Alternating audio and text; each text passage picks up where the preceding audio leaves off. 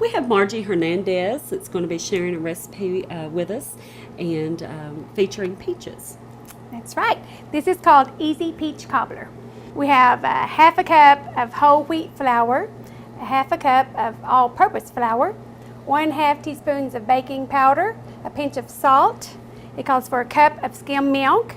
We have 3/4 cup of sugar, and I have a half a cup of melted butter here, and also a teaspoon of cinnamon. And here I have 4 cups of peaches, and I went ahead and prepared them by peeling them and slicing them. And I went ahead and did the next step of I added a 3/4 cup of sugar and a tablespoon of lemon juice, and I went ahead and heated the peaches just until the sugar is melted, okay, or dissolved, and that way it kind of takes a step away. Okay? That doesn't take too long to do. No, you don't want to cook the peaches, just only until the sugar is dissolved and the peaches are slightly coated with the sugar. Okay? And now we're going to start by preparing the recipe. I'm going to take my half a cup of melted butter and I'm going to pour it into my baking dish. Okay? And now I'm going to combine the dry ingredients. So we have our whole wheat flour, all-purpose flour, baking powder, our pinch of salt, and the sugar. We're going to mix these all up in our large mixing bowl. And I'm going to take a whisk and just kind of stir those together. And I'm going to add in our cup of skim milk. And you just want to mix this until the ingredients are wet and just kind of get the lumps out. See? So this is considered a quickie cobbler. Very quick and good. Yes, yes, it is good. Okay. So it just takes a little bit. You don't want to stir it too much just to get it mixed up and get the lumps out. And we're going to pour that On top.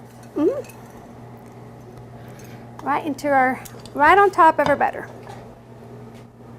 And we're not going to stir. We're going to leave it. Okay. Because it'll actually mix together when you bake it. You'll see as it bakes, the flour mixture kind of just bakes up around the peaches. Okay. Okay. Now we have that, and here's my peaches. And I'm just going to spoon the peaches over top of the flour mixture. It's pretty simple, huh? The peaches look and smell wonderful. Yep.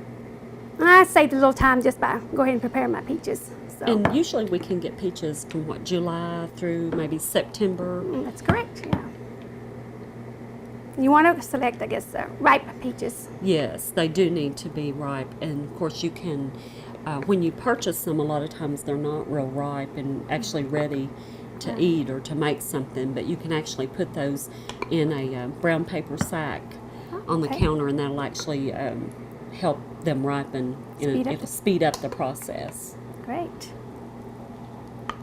Because a lot of times you buy them, they are hard or green. And that's because when they're picked, they're like that. So we just put all of our peaches in, also with the liquid, and we're not going to stir this either. We don't want to stir anything up. Just let it sit on top.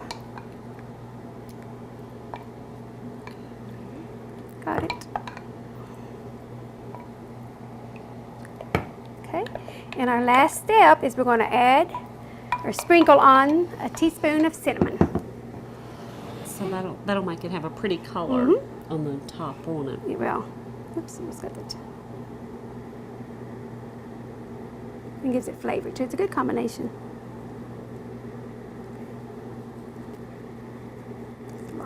It's good. Okay. Okay, now it's ready to go into the oven. We're going to bake that at a 375-degree oven for 40 minutes or until the crust is nice and golden brown. Okay. We have a peach cobbler that we prepared ahead of time, so I guess we can plate it up and see what it tastes like. Let's do it. Kelly's going to join us, and we're going to plate it up and try the peach cobbler that Margie made. All right. Yes. Let's try it.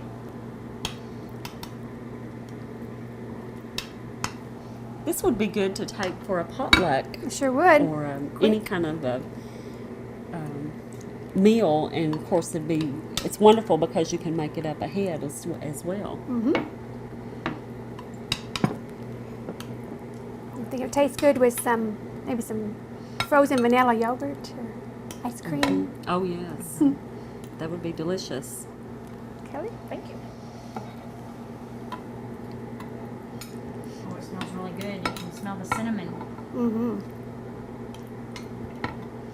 All right. Let's try it. Okay. Mm-hmm. Good? Nice and warm.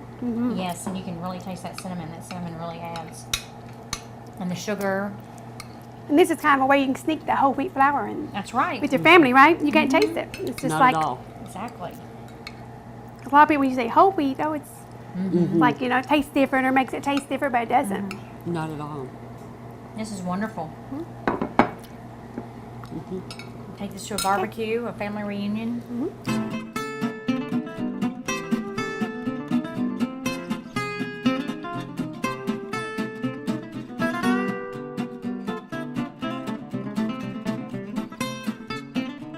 Whether it's spring, summer, fall, or winter, you can plate it up with delicious recipes and put a new twist on your favorite Kentucky Proud foods. You can visit www.kyproud.com for more recipes. This concludes the Plated Up episode for September. Thank you for tuning in to Duo County Channel 2. See you next time.